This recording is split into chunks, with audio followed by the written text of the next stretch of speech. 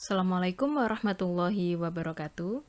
Selamat siang, ketemu lagi dengan saya di mata kuliah kewirausahaan. Kali ini kita akan membahas tentang proses produksi dan semua aktivitas yang dijalankan di dalam perusahaan kalian untuk berbisnis. Saya membagi pembahasan bab ini menjadi 3 bagian. Yang pertama adalah key activities, kemudian yang kedua adalah key resource, dan yang ketiga adalah key partner. Kita langsung lanjut ke slide berikutnya.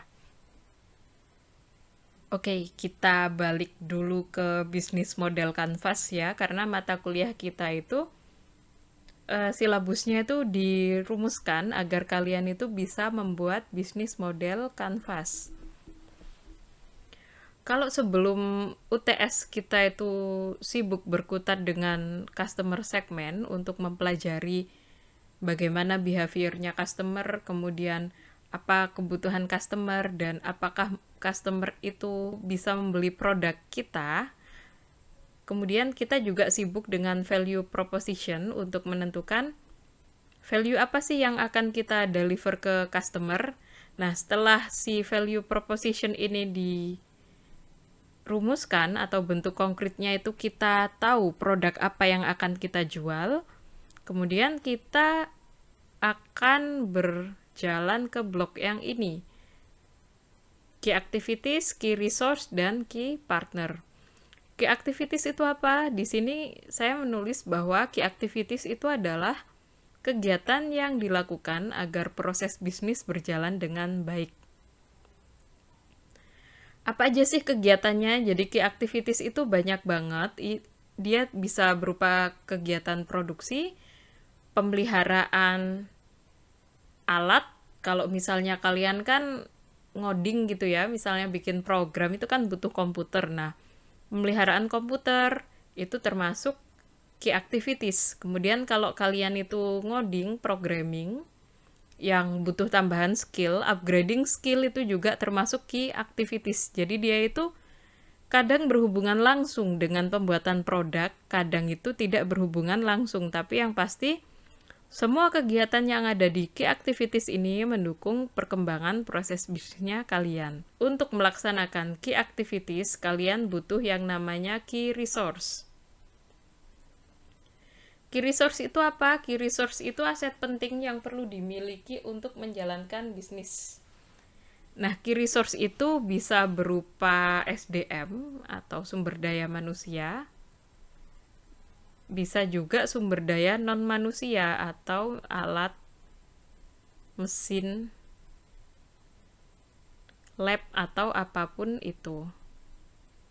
Nah, kadang-kadang key resource dalam perusahaan itu tidak cukup sehingga kita membutuhkan key partner. Key partner itu adalah pihak luar yang akan bekerja sama dengan kita untuk memastikan bahwa proses bisnisnya kita itu berjalan dengan lancar. Contohnya apa? Contohnya itu Gojek gitu ya. Key partnernya itu kalau misalnya kita ada produk GoFood atau GrabFood gitu ya. Nah, pedagang makanannya itu namanya key partner karena kita itu bekerja sama dengan mereka. Oke, kita langsung lanjut ke slide berikutnya untuk menunjukkan konkretnya dalam bab ini. Tugas kalian itu apa sih? Oke, jadi ini yang harus kalian selesaikan untuk lulus mata kuliah ini pada bab ini. Yang pertama adalah kalian merumuskan aktivitas bisnis yang harus kalian lakukan agar kalian itu bisa mendapatkan revenue dan perusahaan kalian itu bisa berjalan dengan sustain gitu ya. Kemudian yang kedua adalah daftar SDM yang dibutuhkan untuk menjalankan aktivitas produksi. Biar kalian itu kebayang kalau misalnya nanti itu butuh ngerekrut karyawan, butuh ngerekrut manajer itu diletakkan di bagian mana dan tugas mereka itu apa aja. Yang jelas poin nomor 2 ini diturunkan dari poin nomor 1. Kemudian ada poin nomor 3 yaitu rencana anggaran biaya untuk menjalankan perusahaan selama 3 bulan. Ini bisa berupa biaya operasional kantor, pembelian alat, penggajian SDM, dan kawan-kawan. Dan ini juga sama diturunkan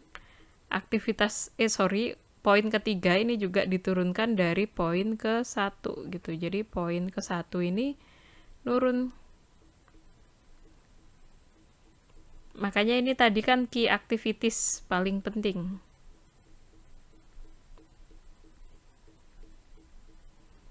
Kemudian ada yang namanya key resource. Key resource itu ya 2 sama 3 ini. Kemudian yang bagian 4 ini adalah key partner. Cuman untuk pekan ini biar kalian tugasnya itu nggak banyak banget ya, saya batasin dari 1, 2 ke 3 juga. Atau kalau misalnya waktunya nggak nutut ya 1 sampai 2 dulu gitu. Makanya di slide ini saya akan membahas itu.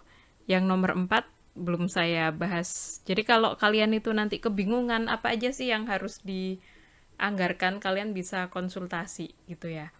Oke, kita langsung lanjut.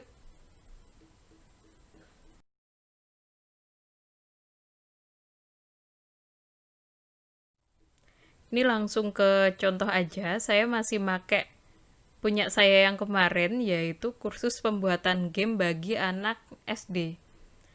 Nah, setiap perusahaan itu bisa jadi punya aktivitas bisnis yang berbeda-beda.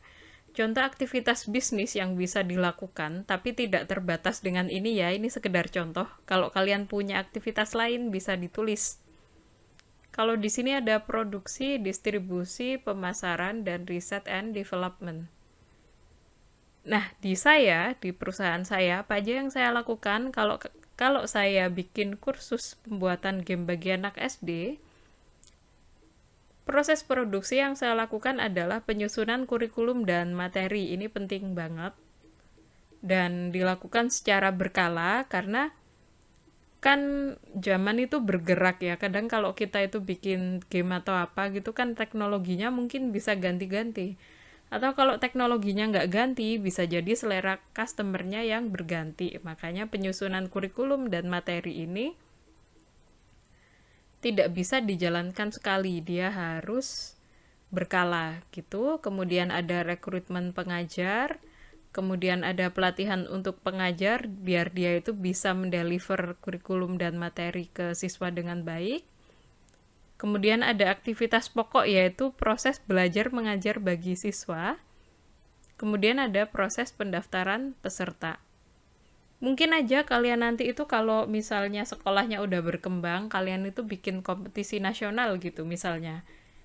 Kompetisi ini mungkin nanti bisa jadi wujud wadahnya promosi kalian. Karena kan kadang orang itu kalau ada kompetisi, mereka itu akan suka gitu untuk gabung dengan kegiatan belajar gitu ya. Kemudian aktivitas yang kedua adalah pengenalan produk kepada customer. Yang pertama saya melakukan pemasaran melalui media sosial. Ini cuman garis besar aja, nanti bisa kalian breakdown pemasaran itu apa aja. Kemudian pemasaran melalui jalur grup orang tua. Nah, bisa juga pemasarannya itu ditambah dengan pemasaran lewat jalur sekolah. Nanti sekolahnya itu jadi key partner. Kemudian ada peningkatan penjualan, ya program promosi atau kemudian kalian ngerancang gimana harga proses pembayaran biar penjual itu, biar customer itu gampang membeli produknya kalian. Kemudian ada yang namanya research and development. Nah, ini bisa ngarah ke sini sih sebenarnya. Agak redundan sih pas saya bikin, tapi ya nggak apa-apa saya tulis aja. Ini riset materi dan metode pengajaran. Nah, untuk melakukan aktivitas ini, kita butuh siapa aja sih? Kita butuh apa aja sih? Kita langsung lanjut. Nah, ini key resource yang saya butuhkan. Yang pertama, saya butuh marketing. Kemudian saya butuh administrasi dan keuangan yang dia itu ngurusin aktivitas perusahaan. Ngurusin administrasi perusahaan kayak perpajakan, perizinan dan kawan-kawan. Kemudian dia bagian mengapprove atau memperhitungkan alokasi RAB untuk setiap divisi gitu. Jadi kalau kita itu bikin perusahaan itu kan ada divisi-divisinya gitu ya. Nah, berapa besar dana yang bisa diajukan oleh divisi itu biasanya jadi bahan diskusi antara orang keuangan dengan CEO. Nah, kalau dalam startup modern, dalam perusahaan modern ini juga bisa disebut dengan CFO, tapi kadang itu minus dengan kegiatan administrasi. Nah, tapi kalau kalian misalnya bingung administrasinya ditaruh mana karena sumber dayanya masih kecil, ya dijadiin satu sama keuangan nggak apa-apa. Kemudian ada course designer yang gunanya itu riset materi, penyusunan kurikulum dan pelatihan untuk pengajar. Kemudian ada HRD yang ngurusin ya sumber daya manusia. Kemudian ada course manager yang dia itu ya bisa dibilang tutornya sih, yang dia itu melakukan proses belajar mengajar bagi siswa. Kemudian ini saya salah tulis. Proses pendaftaran peserta ini mungkin bisa ditaruh di CS kalau kita misalnya mau nambah lagi customer service gitu ya.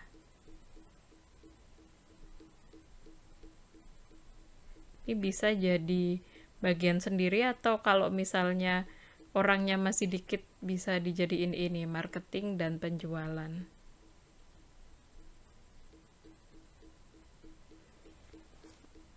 Gitu. Kemudian ada apa lagi ya? Ada CEO. CEO itu tugasnya adalah koordinasi dengan semua lini, ini bisa kita sebut lini atau divisi, untuk memastikan bahwa visi perusahaan itu tercapai. Kemudian CEO ini juga memberi persetujuan usulan kerja yang diberikan setiap lini. Jadi ketika kalian bikin perusahaan itu, orang-orang yang ada di setiap lini itu yang berinovasi, dia itu yang nggak harus nunggu CEO dulu untuk dia itu saya tuh mau ngerjain apa sih gitu. Nggak semuanya dipikirin oleh CEO, tapi mereka ini mengajukan program kerja gitu loh. Jadi, oh tugas saya seperti ini, maka yang saya lakukan adalah A, I, U, E, O. Kemudian saya itu minta persetujuan CEO. Saya berdiskusi dengan CEO apakah program kerja yang saya buat itu sesuai dengan visinya perusahaan. Karena kalau misalnya kalau semua program kerja itu dirumuskan oleh CEO, ya CEO-nya akan bingung, overwhelmed gitu ya, bingung banget dengan apa yang harus dia lakukan karena banyak banget yang akan dipikir. Nah, akan lebih baik ketika orang-orang di sini, manajer-manajer yang ada di sini atau chef yang ada di sini itu merumuskan program kerjanya sendiri dan mengusulkannya ke CEO, sehingga CEO itu tinggal diskusi aja dan ngasih persetujuan. Oke, semacam itu. Kita langsung lanjut ke slide berikutnya.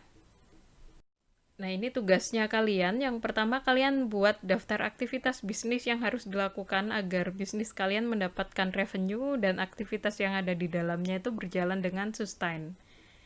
Kalian cukup nulis seperti apa yang saya contohkan tadi. Jadi, aktivitasnya itu apa aja. Kemudian kalian bikin daftar SDM yang dibutuhkan untuk menjalankan aktivitas produksi. 2 ini aja. Kalau waktu kalian cukup ya kalian bisa sih bikin RAB, tapi RAB itu resmi saya akan jadwalkan sebagai tugas setelah UTS. Cuman kalau misalnya kalian pengen bikin proposal bisplan beneran dan butuh panduan untuk RAB, ya kalian bisa ngajukan ke saya dulu, nanti mungkin bisa kita koreksi bareng-bareng. Demikian penjelasan dari saya untuk mata kuliah ini. Terima kasih atas segala perhatiannya. Selamat siang. Assalamualaikum warahmatullahi wabarakatuh.